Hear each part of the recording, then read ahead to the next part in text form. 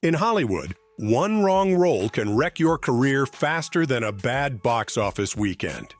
These 15 actors came dangerously close to starring in movies that could have tanked their reputations. But thanks to last-minute changes, they dodged some serious bullets like disastrous Fantastic Four or Ghost in the Shell. In 2022, Timothée Chalamet revealed some sage advice he got from none other than Leonardo DiCaprio. No hard drugs and no superhero movies. And while we can't say for sure if he's avoided the first, he's definitely steered clear of the superhero trap. But fun fact, before his DiCaprio chat, Chalamet almost became your friendly neighborhood Spider-Man. That's right, he screen tested for Spider-Man, Homecoming back in 2017. The role eventually went to Tom Holland, who's been locked into Spidey duty in the MCU ever since. Margot Robbie is not just a great actor, she's smart. Just look at her career moves, producing mega hits like Barbie and working with directors like Tarantino and Wes Anderson. But luck played a part too. After breaking out in The Wolf of Wall Street, she dodged some serious career landmines. She turned down April O'Neil in the Teenage Mutant Ninja Turtles reboot and the Invisible Woman in Fantastic Four. But the biggest escape? Ghost in the Shell. The movie bombed hard, and Scarlett Johansson got caught in a whitewashing controversy that tainted the whole project. With all her fame, it's kind of wild to think Zendaya's only starred in less than a dozen of live-action films. And she's made smart choices too. But things could have gone very differently. In 2016, Zendaya was the frontrunner to star in Lolita, Battle Angel. Scheduling conflicts with her Disney show kept her out, and Rosa Salazar ended up playing the role. While Lolita made money and has a very passionate fan base, it's hard to say if it would have done much for Zendaya's career. Showgirls was supposed to make Elizabeth Berkley a star. Instead, it nearly ruined her. But did you know Charlize Theron almost ended up in that role? Yep, the future Oscar winner auditioned for Nomi Malone, the erratic exotic dancer at the center of Paul Verhoeven's Wild Ride. According to Verhoeven, Theron was great but wasn't well known enough at the time. In hindsight, he said she should be grateful.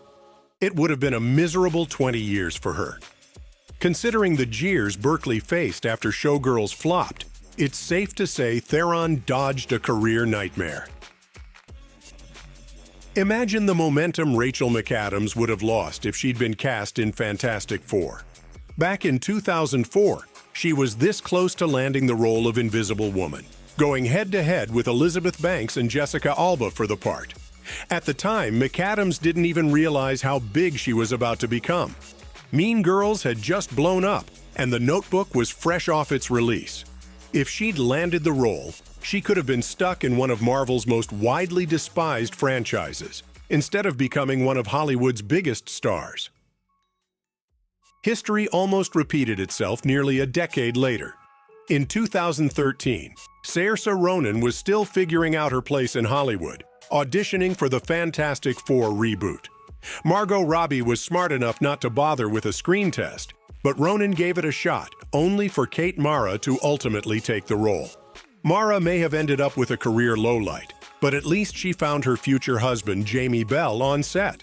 Meanwhile, Ronan went on to shine in Brooklyn, Lady Bird, and Little Women. Before he was a full-blown A-lister, Bradley Cooper almost found himself trapped in the superhero disaster that was Green Lantern.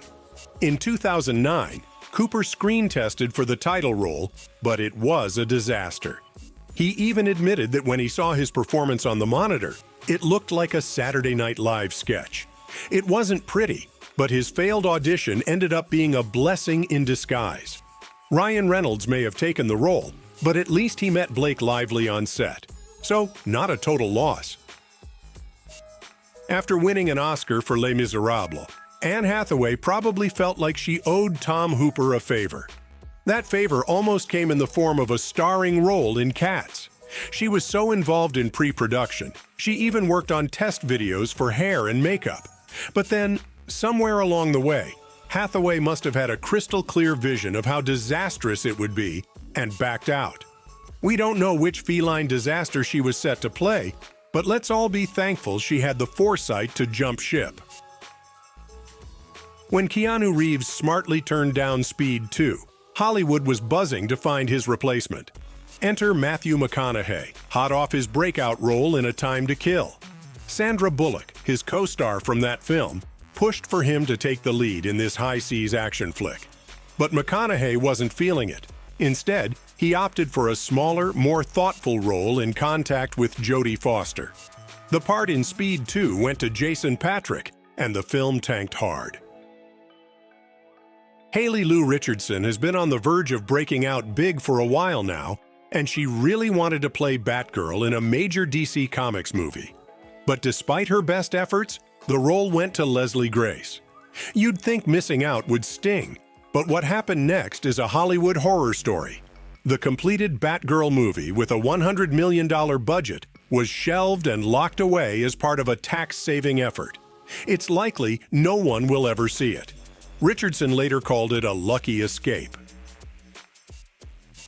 Directed by Jennifer Lynch, daughter of David Lynch, Boxing Helena was a twisted tale about a surgeon who starts amputating his lover to keep her from leaving. Kim originally liked the script but bailed once she realized how bizarre the themes were. After she dropped out, a high-profile lawsuit followed, making headlines in 1993. Sure, she paid the price, but she went on to star in LA Confidential and won an Oscar. Meanwhile, Sherilyn Fenn, who replaced her, became the face of a critically panned box office flop. Marlon Brando dodged a bullet, literally, by turning down the role in The Conqueror. That movie, which ended up starring John Wayne, was a disaster on multiple levels. Not only was Wayne's casting controversial, but the film was shot near a nuclear testing site. By 1980, nearly half the cast and crew had developed cancer, and many, including Wayne, had died. While there's no solid proof that the radiation caused these health issues, it only added to the film's infamy. At just 14, Natalie Portman was offered the role of Dolores Hayes in the 1997 adaptation of Vladimir Nabokov's Lolita.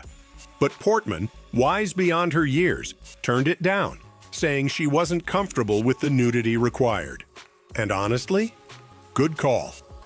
The film ended up losing more than $60 million and had a tough time even finding a distributor because of its controversial subject matter. Dominique Swain, who took the role, wasn't so lucky. Lolita tanked, and Portman went on to have a stellar career.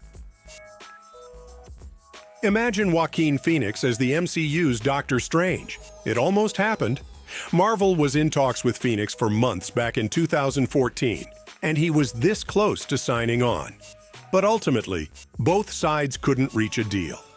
While Doctor Strange turned out fine with Benedict Cumberbatch, if Phoenix had taken the role, we might never have gotten his Oscar-winning performance in Joker. Sometimes, not landing the part is the best thing that can happen to an actor. Before she starred in The Nutty Professor, Jada Pinkett Smith was offered roles in other Eddie Murphy films, including what was likely Beverly Hills Cop 3.